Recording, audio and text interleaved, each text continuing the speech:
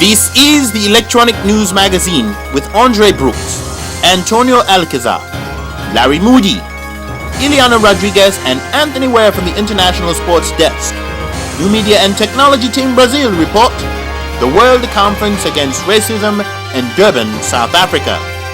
Join us as we travel the world to bring you international news that you can use. And now, the E&M report. The ASD Digital Imaging Academy and New Media and Technology Teams are a youth leadership development model designed to attract and keep the attention of young people 16 to 24 that have an interest in either photography, videography, broadcast journalism, or journalism. This is Linnell Williams reporting for the Electronic News Magazine.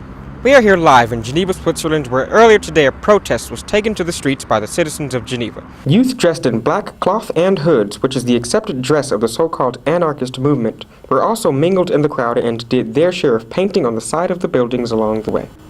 Participants in the ASD New Media and Technology Team actually get a chance to work on cutting-edge technology. These young people actually travel the world equipped with a Canon XL1 digital video camera, a Mac G4 PowerBook. They're actually accredited to international events. This particular combination of technology allows us to cover an event, edit it, splice it, put together a total segment, an air-worthy segment, burn it to DVD, and finish our product before we leave the scene. Black Consumer and Business Technology Exchange. Hello, I am Ileana Rodriguez with the Electronic News Magazine, and I'm coming to you from the world's most fabulous international cities, Geneva, Switzerland. Today you're going to be guided by one of the greatest person that I know, Father Charles. Hello.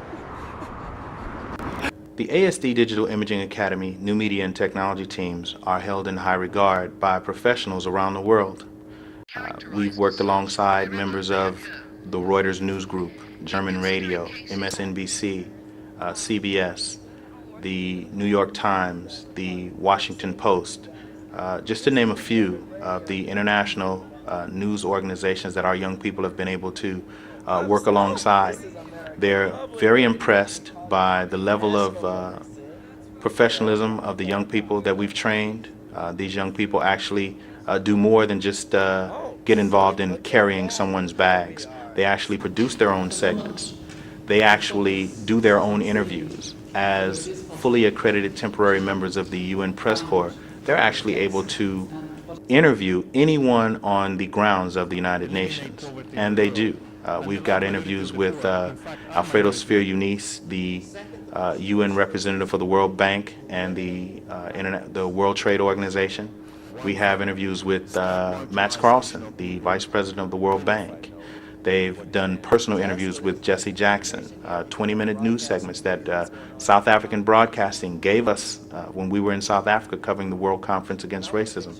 They actually gave us a sound studio, a production studio, to do our own segments.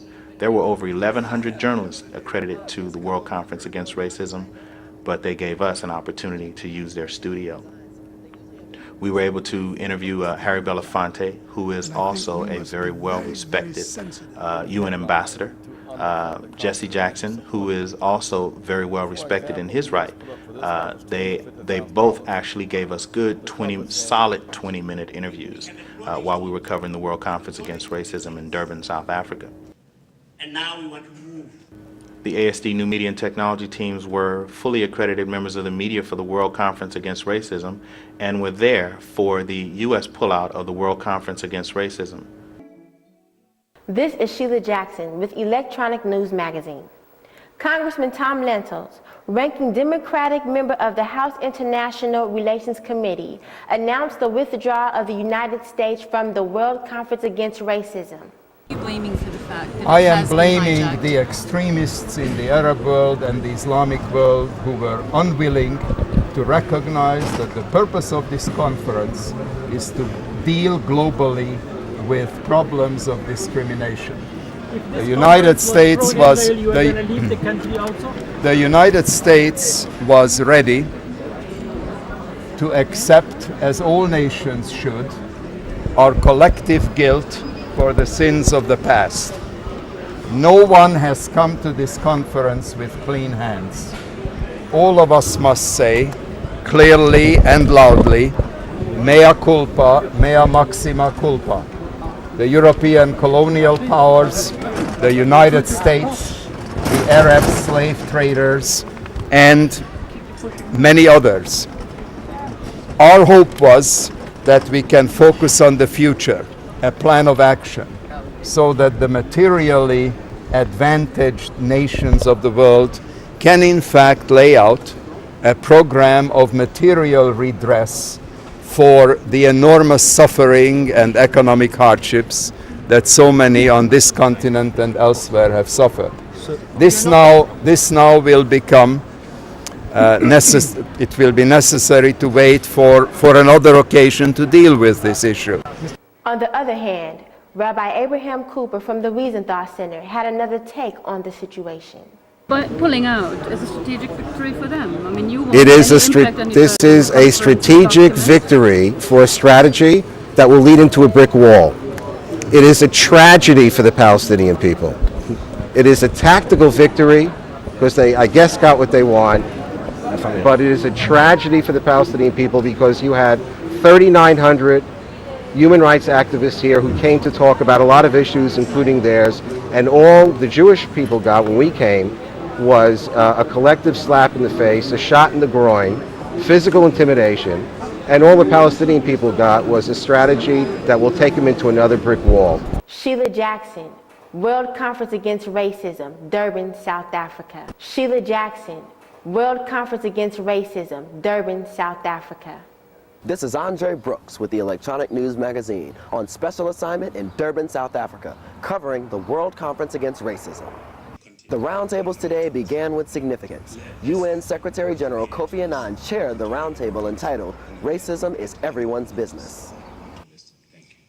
This roundtable centered around the effect of the Global Compact. Trade unions came together at the United Nations with Kofi Annan and the heads of the ILO, the UNEP, the United Nations Environmental Program, and the Office of the High Commissioner for Human Rights to engage together in a new approach, something new called the Global Compact.